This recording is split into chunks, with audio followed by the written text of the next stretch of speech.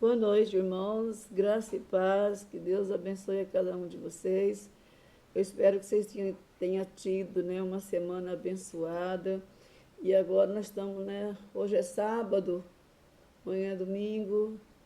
Que cada um de vocês tenha uma semana abençoada junto com a sua família. Espero que esteja tudo bem, tá bom? Eu estou aqui de novo, irmãos, para trazer uma palavra de fé e de esperança. Às vezes a gente pensa que está sozinho no mundo, né? Mas nós sabemos que Jesus Cristo sempre estará conosco. Ele sempre lhe disse que onde tivesse dois ou três estaria ele ali no meio. Mas hoje eu queria falar sobre o bom pastor. Ai, eu acho maravilhoso quando Jesus diz: Eu sou o bom pastor.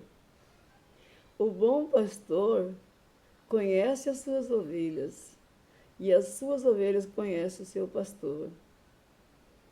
Bom, falando nesse termo pastor, Jesus é o verdadeiro pastor. É aquele que nos amou a ponto de se doar. Ele se doou para nós. E ele foi fazer aquilo que o Pai pediu para ele: resgatar. Resgatar as almas que estavam perdidas. E só Jesus podia fazer aquilo. Porque ele era e é o Cordeiro de Deus que tira o pecado do mundo. Irmãos, às vezes quando eu fico meditando, porque assim, quando a gente vai ler a Bíblia, é muito importante a gente meditar. Porque quando você medita, o Senhor Jesus, eu brinco às vezes com ele, porque eu converso com o Senhor Jesus, porque ele está ao nosso lado. Todo cristão verdadeiro sabe que Jesus está do lado dele, todo momento, na alegria ou na dor, porque eu já passei assim por situações muito difíceis, sabe? É, assim, problema de ter até correr o perigo de ter um infarto, mas o Senhor me guardou. O Senhor me guardou e guarda sempre. E eu sempre falo: Senhor, quando chegar a hora, eu estou pronto. E eu digo isso, irmãos, não é porque eu sou a melhor, não é porque eu sou assim, quero aparecer uma coisa que eu não sou. Não, não, não é isso. Sabe, porque essa fé, ela vem dentro de mim desde que eu era criança. Desde que era criança, cresci, me casei, tive meus filhos, tenho 2 netos maravilhosos, louvado seja Deus. Então, meus irmãos, eu quero só falar um pouquinho sobre isso, depois eu vou falar sobre Jesus como bom pastor. Eu ia ler outra parte, mas o Senhor me levou para essa parte. E, às vezes a gente separa a mensagem, lê, mas o Senhor fala assim: não, não, não, não, é outro. Aí eu falo: tá bom, Senhor, vai ser outro. Bom, esses dias meus netinhos, esses dias não, domingo, meus netinhos estavam aqui em casa, um tem 9 anos e o outro tem 5.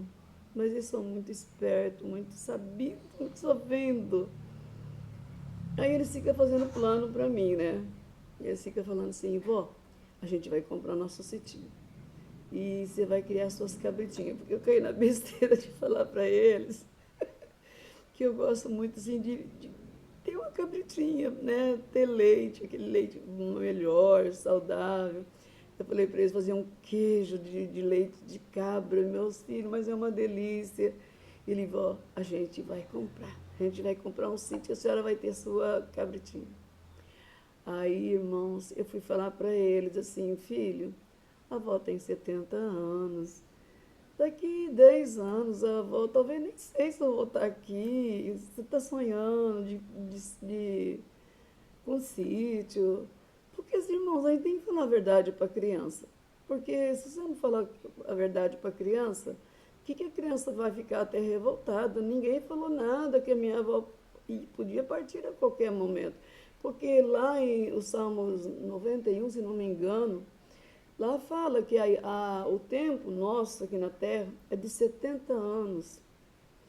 Aí o salmista fala: talvez uns pela sua robustez, porque é uma pessoa forte, ele pode viver até mais. O meu pai morreu com 90 anos.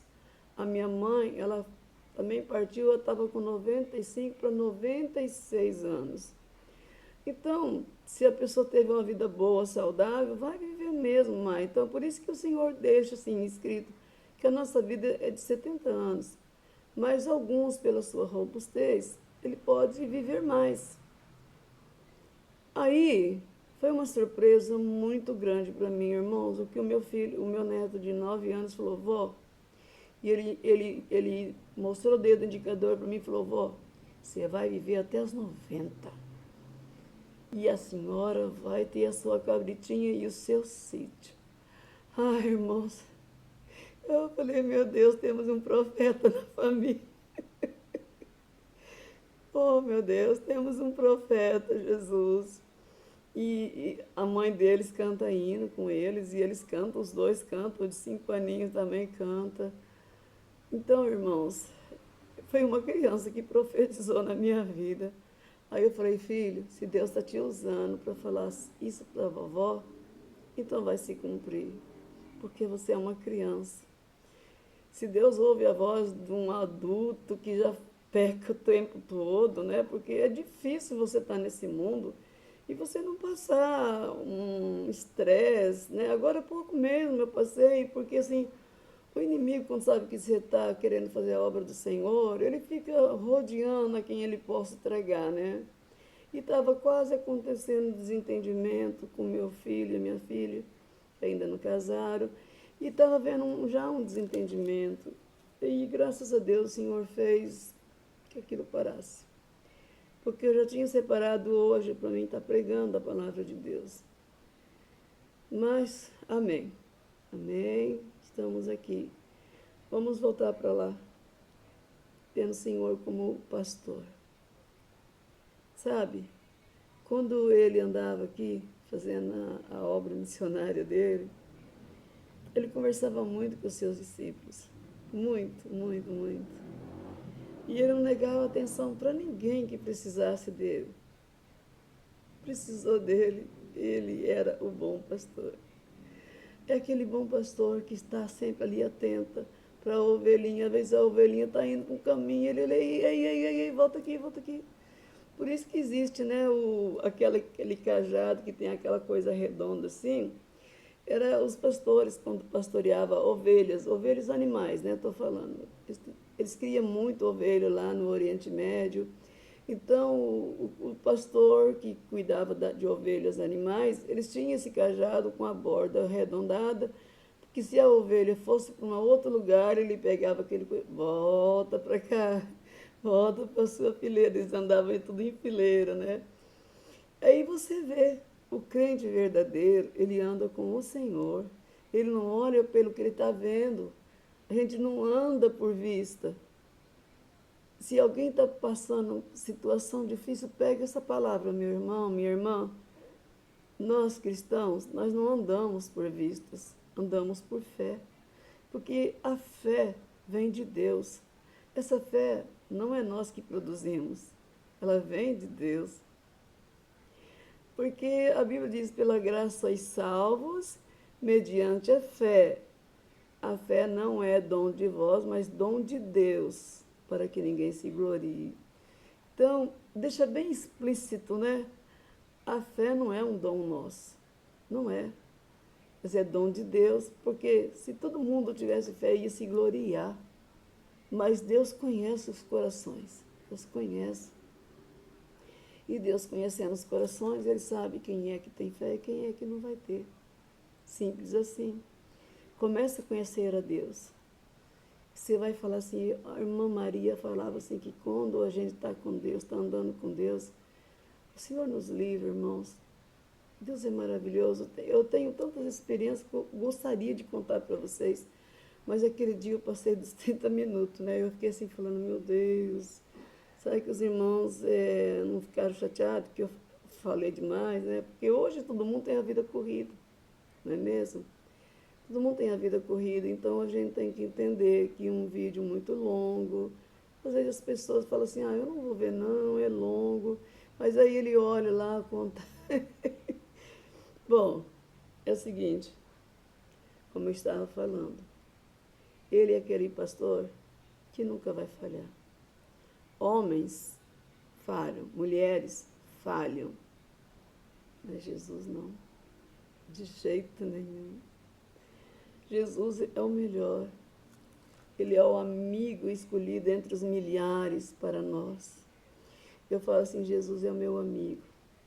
E é meu único amigo que pode me socorrer nas horas mais tristes, mais difíceis. Porque o próprio Senhor Jesus nos disse que a gente tínhamos que ficar acautelados. Quem já serviu, né, no exército, não sei, mais ou menos isso, que eles falam assim, lá o exército estava tudo acautelados, eles não podiam sair. Então, acautelados estão ali aguardados, né? Porque o superior dá ordem, então vocês vão ficar aqui dentro hoje, vai ficar tudo acautelado aqui. E Jesus falou, acautelai-vos. Por que Jesus falou acautelai-vos? Porque ele sabia que o inimigo faz de tudo para tirar um cristão, um crente, da presença de Deus. Ele faz de tudo. Até você passar nervoso, o inimigo faz. Sabe? Mas, irmãos, como eu disse no primeiro vídeo que eu fiz, eu vim para esse canal só para pregar o evangelho do meu Salvador. O meu Salvador que morreu na cruz por mim e por todos nós. O bom pastor, que cuida, que zela, que protege, que cura, te orienta, te aponta o norte para você quando você está sem saber para onde ir e fala, filho, o norte é aqui, vem para cá, é do meu lado, vem para cá. Não fique sozinho, não fique sozinho. Chama por mim, chama por mim. Muitas vezes eu falo, meu amigo, desculpa, irmãos. Às vezes eu falo assim, meu amigo, conversa comigo um pouquinho. Eu tô tão aflita e eu preciso da sua presença como meu pastor. O meu pastor, sabe? É maravilhoso porque quando você está cansado, a Bíblia diz, quando nós estamos cansados, ou quando nós estamos fracos, a palavra de Deus diz assim, aí sim eu sou forte. Sabe, eu aprendi com meu amigo Jesus, que quando eu estou fraca, que quando eu estou com vontade de parar, Jesus falou assim, fique forte, porque é na fraqueza que eu trabalho. Ele falou isso também para o apóstolo Paulo. Ele fala para o apóstolo Paulo, quando Paulo ora pedindo para o Senhor curar ele de um espinho na carne que ele tinha. E nós não sabemos qual é esse espinho na carne, porque o apóstolo Paulo nunca contou, a Bíblia também não narra isso, mas eu creio que assim, foi coisas muito lindas, né, que o apóstolo Paulo falou, que ao homem não se pode contar. Mas quando ele orou pela terceira vez, o Senhor falou, Paulo, a minha graça te basta, porque o meu poder, irmãos, olha, para e uma hora que você lê esse versículo aqui, presta atenção, medita no que o Senhor fala para Paulo. Paulo, o meu poder se aperfeiçoa na fraqueza. Por isso que o inimigo, ele fica com tanta raiva do cristão, daquele que serve a Deus, ele fica com tanta raiva, porque o Senhor nos avisou de tudo, de tudo. Quando Jesus fala para Paulo, Paulo, a minha graça te basta, porque o meu poder se aperfeiçoa na fraqueza. Qual era a fraqueza de Paulo? A gente não sabe.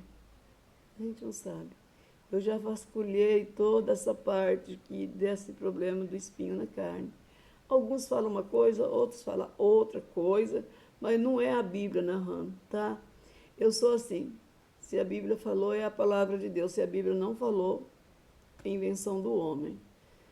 E alguns pastores inventa coisas, sabe, grave, e está acontecendo isso no Brasil todo. Irmãos, eu posso falar com toda certeza, porque eu nasci praticamente dentro de uma igreja. E às vezes minhas amigas de escola falavam assim, Cida, você não sente falta de passear? Naquela época tinha muito bailes, né? Então as meninas daquela época era muito diferente de hoje. Elas iam escondidas dos pais. Eu tinha uma amiga que, eu não vou falar o nome dela não, ela enganava os pais dela, ela encostava a janela e fechava o quarto dela com a tranca, né? E ela ponhava a roupa que ela ia sair e tô olhando o relógio, irmãos. E ela fala, aí ela, quando via que os pais estavam dormindo, ela abria a janela devagarzinho, aquelas janelas antigas com duas folhas, né?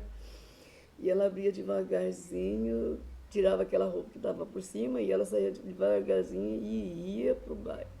Quando estava dando 4h30, 5 horas, olha só, 4h30, 5 horas. Aí ela voltava e abria a janela e entrava bem devagarzinho para os pais dela não ouvirem.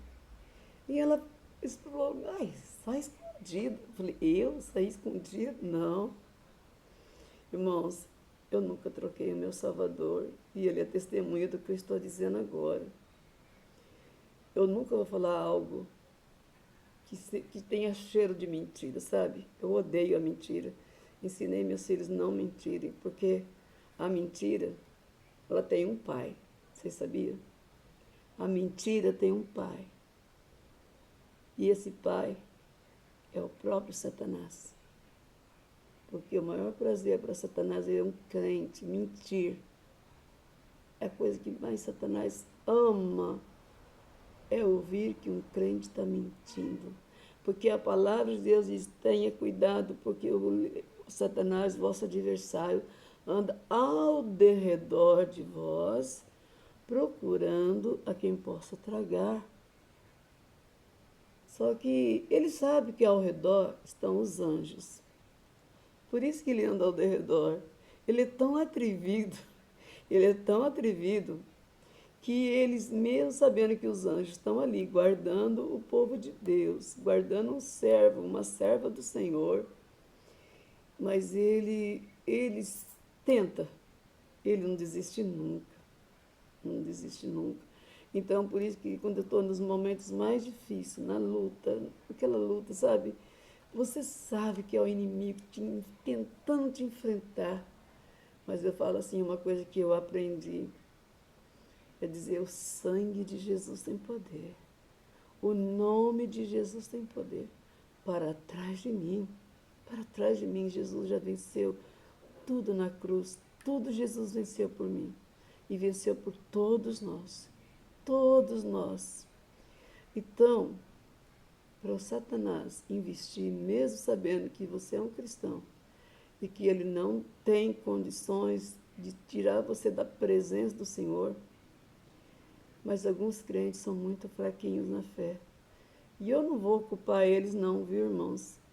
Porque hoje em dia, sei lá, líderes religiosos não estão dando um bom testemunho, sabe? Então, as pessoas não creem como antes eu cria. Bom, as pessoas da minha geração cria. Porque eu, com 9 anos, eu pregava a palavra de Deus. Eu reunia minhas amiguinhas de escola e eu, com 9 anos, eu pregava a palavra de Deus. E era prazeroso chegar, sentar na igreja e ouvir a palavra. Mas ele conhece que hoje em dia, sabe, esses dias eu estava, tem coisas que eu nem gosto de olhar na internet, que eu fiquei sabendo uma notícia aí, diz que tem líderes de igreja procurando bruxas, para fazer milagre na igreja deles. Aí eu falei, meu Pai Celestial, o que mais falta acontecer? Aí eu falo, Jesus, vem logo, oh meu Salvador, vem logo, que está difícil, irmãos, está difícil.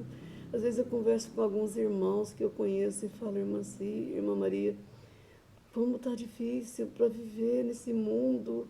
A gente entra em desespero desespero e clamo para Jesus voltar logo. Irmãos, fique calmos, confia, ele vem sim, ele vem. O arrebatamento não é uma fábula. Um dia eu vi um pastor pregando e falou assim, gente, vocês ainda acreditam em arrebatamento mesmo? Ah, arrebatamento é uma fábula. Você sabe o que é fábula, né? É historinhas antigas que os pais, os avós contavam para as crianças e se tornava uma fábula, uma historinha infantil para a criança. Então ele queria dizer que o arrebatamento era história para criança. Não era criança para adulto. E eu, quando eu li, falei, Senhor, meu Pai do céu, eu vou só, quando eu for ver a internet, porque eu também ouço pregadores. Tem o pastor Lamartine, que eu gosto de ouvir as pregações dele. Tem um pastorzinho, ele é da Assembleia de Deus, mas ele prega tão bonito e não grita, não, sabe? É aquele pregador de Assembleia de Deus, mas ele não grita, ele não pula. Ele fala assim, ó, se você veio para ver o reteté, não tem reteté aqui não.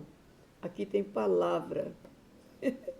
E eu falei assim, poxa vida, que palavra bonita. E ele já é um senhor bem assim, idoso, né? Estou tentando lembrar o nome dele aqui. Ah, Napoleão Falcão.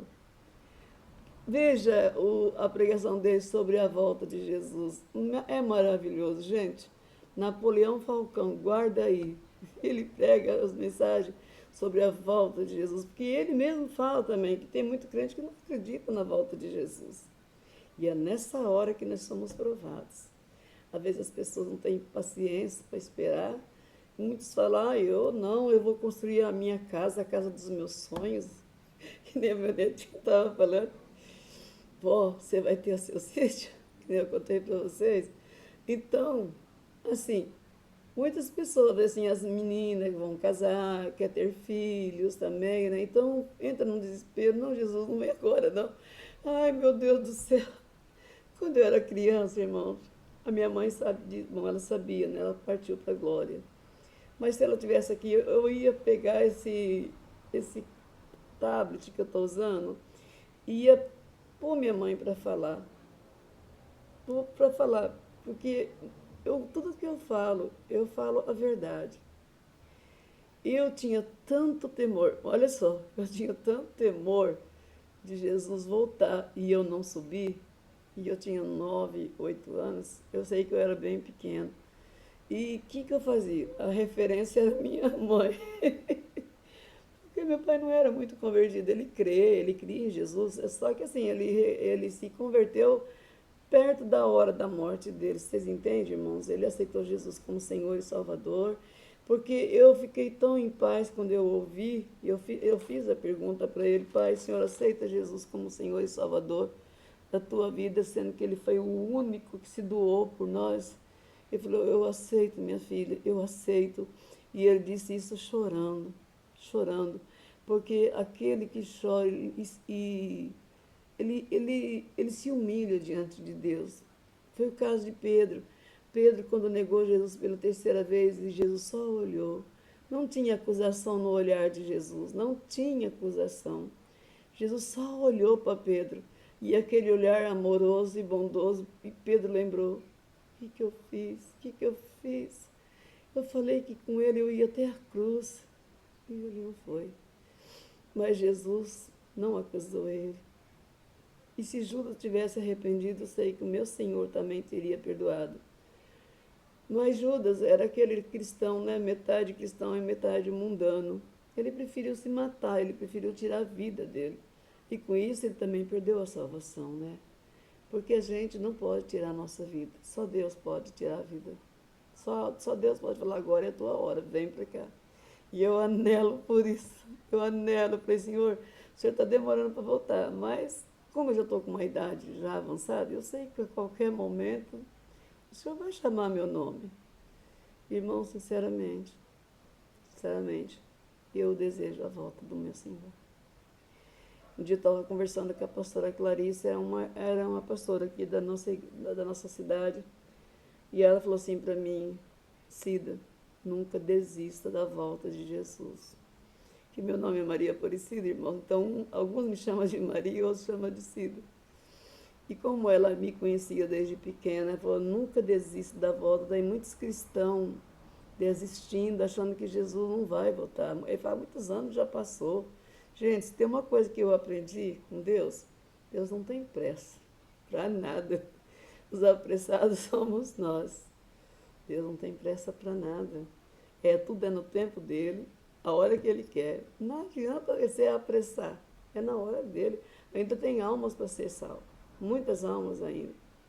Continuando a história que eu estava contando, uma história verdadeira, eu tinha tantos medos assim, de Jesus vier e eu, né, ficar.